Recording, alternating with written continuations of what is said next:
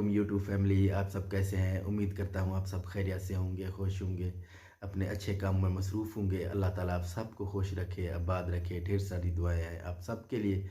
अल्लाह पाक आप पूरी यूट्यूब फैमिली को सेहतमंद ज़िंदगी अता फ़रमाए और आप अपने अज़ीज़ व अक़ारब के साथ खुश व खुर्रम ज़िंदगी गुजारें। मेरी दिल से दुआ है आप सब के लिए। और मेरा चैनल मोहम्मद नदीम व्लॉग्स, इसको आप लाइक करें, शेयर करें, मेरे वीडियोस देखें। मुझे आप सब की सपोर्ट की ज़रूरत है। आप सब मेरी वीडियो वॉच करेंगे, इससे मुझे अहमद के इलाज के लिए आसानी होगी। तो आप सबका बहुत बहुत ज़्यादा शुक्रिया। आते हैं टॉपिक की तरफ। और कल जो मेरी एक रिएक्शन वीडियो आई थी, उसके ऊपर दिलबर साहब ने और रईस अनवर साहब ने जो रिएक्शन दिया, मैं उसका जवाब दूंगा। मैं दिलबर भांजा साहब से ये बोलना चाहता हूँ कि आपने कहा कि मैंने सितारा बहन का सोना जो है वो लेके बेच दिया। तो मैं उसके ऊपर बात करता हूँ। वीवर, ये जो सितारा बहन का सोना था, ये फ़ारूक भाई ने रखवाया था बैंक में, लोन लिया था इसके ऊपर। ये जो ज़मीन के खेती बाड़ी करते हैं, फिर उसके ऊपर जो ख़र्चा आता है उसके लिए। तो फ़ारूक भाई ने उसको 2 से 3 साल वहाँ रखा। तो ये सोना फ़ारूक भाई जब ले आए थे, अम्मी और फ़ारूक भाई, तो ये मेरे ससुराल वालों के हाथ जो है ये बैंक में रखवाया गया, जो उनके एक जानने वाले थे कोई। तो वहाँ ये 3 साल पड़ा रहा। बाद में मेरा अहमद बीमार हो गया, मुझे पैसे की सख्त ज़रूरत थी। मैंने अम्मी से बात की कि ये जो सोना है इसको मुझे पैसे चाहिए, मुझे अहमद के इलाज के लिए। उस टाइम पे मेरे पास पैसे नहीं थे। अम्मी ने कहा कि ये जो सोना है इसको उठा लो और इसका जो है सूद भर के जो बाकी बचे वो तुम बेटे के लिए लगा दो, बेटे के ऊपर। तो हमने बैंक से रुजू किया। तो बैंक ने जो है वो सारा सोने का सूद सब चीज़ें काट के उन्होंने कहा कि इसके ऊपर 70,000 बचता है। तो उस टाइम पे तकरीबन कोई हमने 3 या 3.5 लाख ऐसे कुछ किसी से उधार लेके वो बैंक को दिए, और बैंक से वो सोना लेके फिर हम सुनार के पास ले आए थे। तो सुनार जब उसने तोड़ा, सुनार ने, तो वो जब हमने 3 लाख निकाले उसमें से, तो बाकी पीछे 60,000 बचे। 60,000 वो मेरे काम आया, जो मैंने अहमद के ऊपर उस वक्त जो उसकी बीमारी के ऊपर लगाए थे। तो अम्मी ने फिर क्या किया कि जो इधर से जो ज़मीन आती थी, इधर भावलपुर, ज़िला भावलपुर में हम रहते हैं, ये लोग रहते हैं रहीम यार ख़ान में। वहाँ से जो है, जो मेरी नानी के पास से ज़मीन आई थी, वो तकरीबन 1 एकड़ ज़मीन थी। तो नानी ने ये बोला था अम्मी से कि ये जो इधर की जो ज़मीन है ये आपने नदीम और रुबीना को देनी है, और बाकी जो तुम्हारी उधर की है वो सलमा फ़ारूक की, वहाँ कुछ 18 एकड़ थी, वो तो खैर है यूँ नहीं की। जो इधर का हिस्सा है मैं यही चाहती हूँ कि ये इनको दे दो। तो अम्मी ने क्या किया, अम्मी ने जो सितारा के जेवर जो हमने तुड़वाए, वो मेरी हिस्से की जो ज़मीन, मेरी और रुबीना के हिस्से की जो ज़मीन आई थी, वो ज़मीन बेच के उन्होंने साजिद साहब को ये पैसे दिए थे। उस सोने के सितारा बहन और साजिद भाई को पैसे मिले थे, हमारे हिस्से की जो ज़मीन बेची गई थी। और बाद में वही ज़मीन साजिद भाई के अंडर में रही, जो वो काफ़ी अरसा तक जो है उसकी जो इसके ऊपर जो रेंट मिलता है सालाना, वो लेते रहे थे। मुझे तो तकरीबन ये कोई 1 साल हुआ है, 2 साल हुए हैं मुझे, जिसके ऊपर जो अभी मुझे जाके अम्मी ने कहा कि ये तुम अपने अंडर में करो और इसमें जो साल का अनाज जो मिलता है वो तुम उससे ले लेना। तो ये दिलबर साहब जो फरमा रहे हैं कि मैंने सोना बेचा, वो इस तरीके का था। ये दिलबर साहब को एक जवाब मिल गया। दूसरा जवाब ये कि मैंने रुबीना बहन के जो है मैंने पैसे लिए और मैंने शादी करवाई। हम लानत भेजते हैं ऐसे पैसे पर। ये जो रुबीना बहन की शादी है वो किस तरीके से हुई, मैं आपको बताता हूँ। हुआ कुछ यूँ कि ये जब दिलबर बाबर ये सब इधर ही थे, इनका घर अच्छा सा चल रहा था। दिलबर वाकई काम कर रहा था, रुबीना बहन कर रही थी, इनके वाले साहब भी कर रहे थे, सब ये काम चल रहा था। तो जब ये दोनों भाई चले गए सऊदिया, इसका जो बाप है ये 1 नंबर का जवारी है। जुआ खेलना, शराब पीनी, ये इसका जो है बहुत पुरानी इसकी आदत थी। तो उसके ऊपर ये लोग जो कमाते थे, इसी का ही कर्जा भरते थे, इस इनके वाले साहब का। तो इसके वाले साहब ने जी पीछे जुआ खेलना शुरू कर दिया, और जो भी पैसा बाहर से आए, दिलबर भेजे, रुबीना बहन कमाए, ये सब जो है इनके कर्जों में चला जाए, इनके वाले साहब के कर्जों में। बाद में इसने काम करना छोड़ दिया। अब रुबीना बहन कितना काम करे। रुबीना बहन ने एक जो मैडम के पास काम करती थी, वहाँ से उन्होंने रक्षा लेके दिया, वो रक्षा बेच गया। उसका सारा पैसा इसके वालिद के कर्जे में चला गया, जो ये जुआ खेलते थे इनके वालिद साहब, जो आजकल बड़े भाषण दे रहे हैं। मैं इनकी असलियत आपको बताता हूँ। तो बाद में इसने काम करना छोड़ दिया और मारना पीटना रुबीना बहन को शुरू कर दिया। कभी ये कैसे मारे, उसे कहे कि चलो हम चलते हैं वहाँ गाँव चलते हैं। तो उसने कहा गाँव तुम चलोगे, वहाँ तो तुमने काम करना नहीं है, किस तरीके से हम गाँव चले।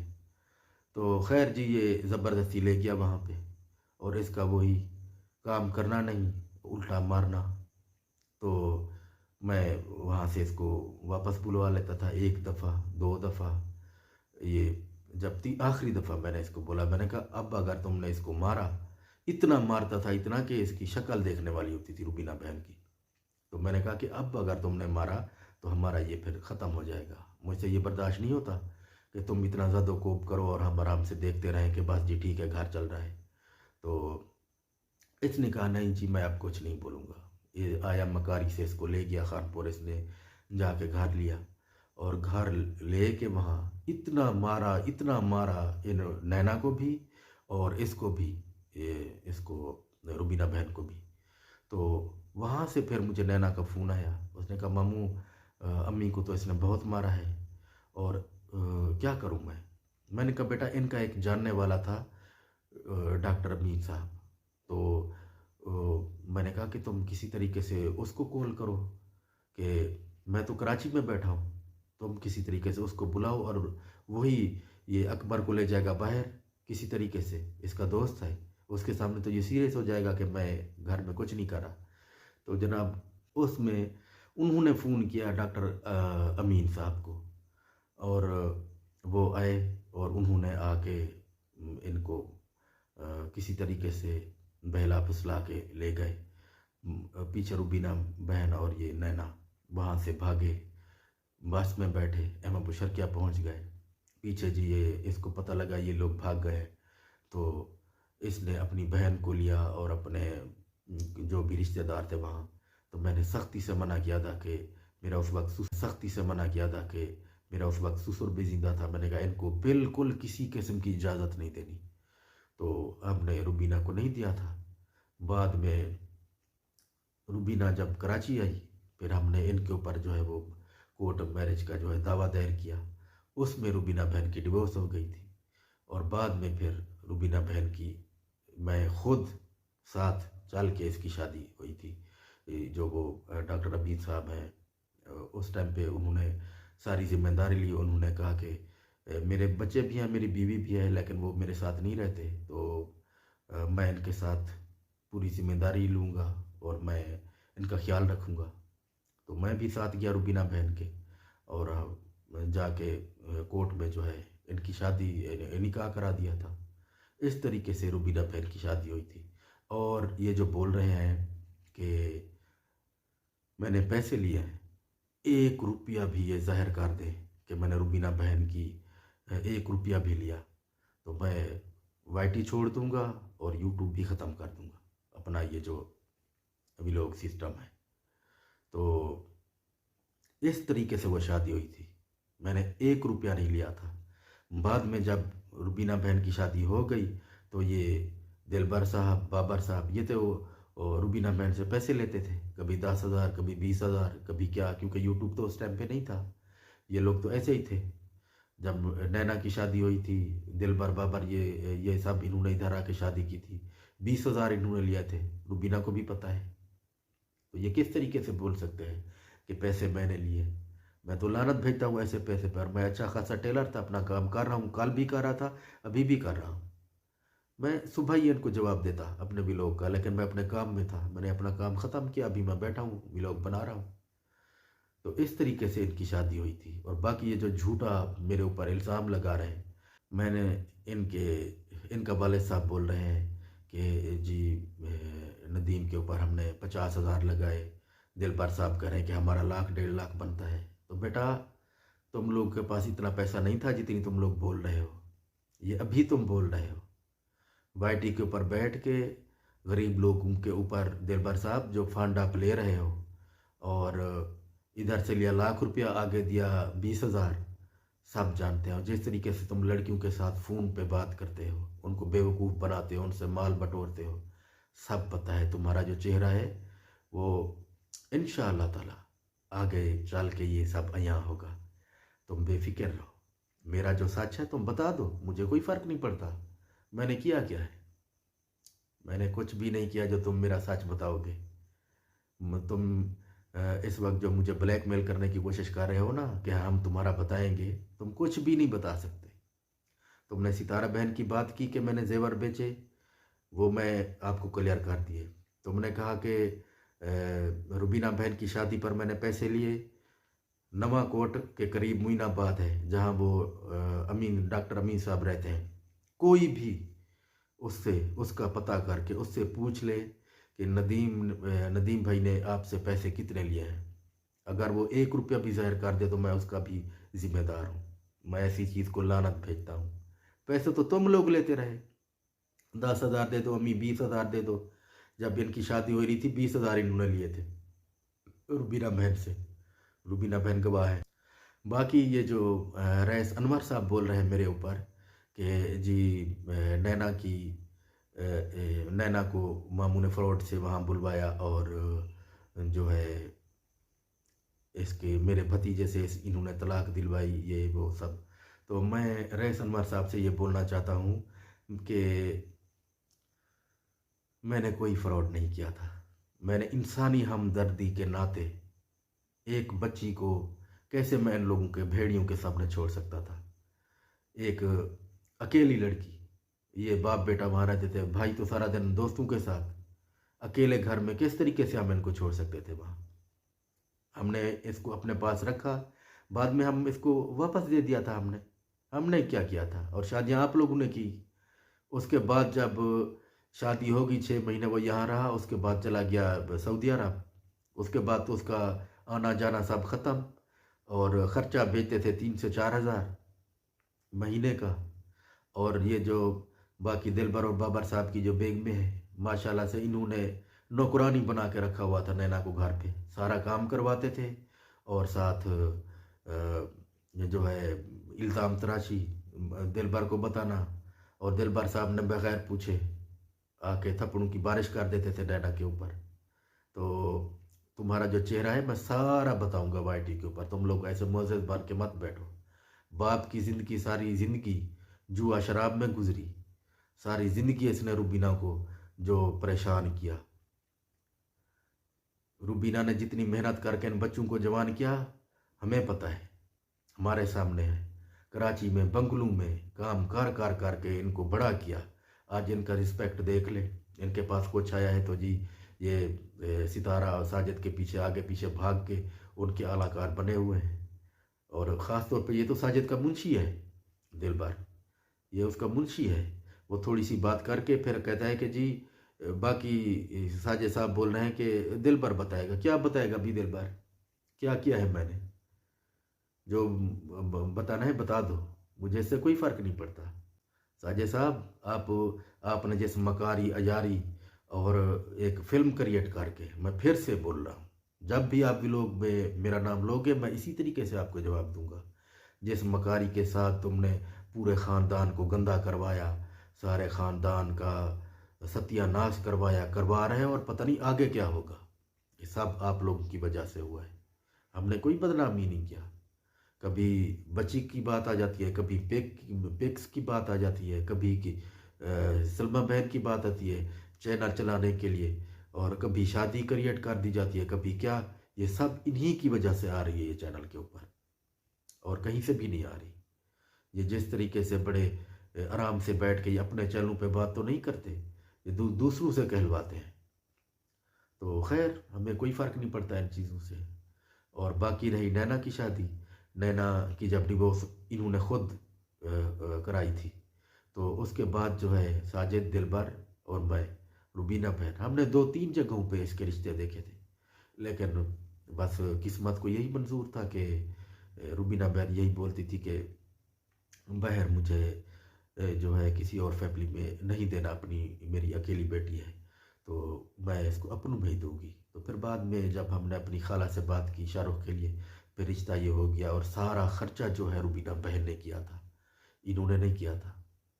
इनको तो जो मिले थे वो बटोर के इन्होंने जेब में रख लिए इस दिलबर साहब ने। तो ये इस तरीके के जो घटिया मेरे ऊपर इल्ज़ाम लगा रहे हैं, ये इन इल्ज़ामों से मुझे खैर कुछ नहीं है। जो सच होता है वो सामने होता है।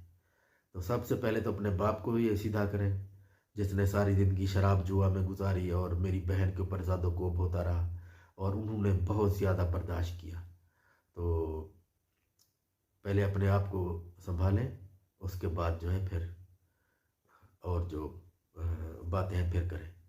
और रईस अनवर साहब, मैं ये कल आपकी असलियत भी कल बताऊंगा। जिस तरीके से तुमने फ़रूक का सारा नुकसान किया, मेरा जो भाई फ़रूक है इसकी 18 एकड़ ज़मीन थी और किस तरीके से रईस अनवर साहब ने इसको शराब में लगा के और जिस तरीके से इसको लड़कियां ले आना और किस तरीके से इसने इसकी सारी जायदाद ख़त्म करवाई।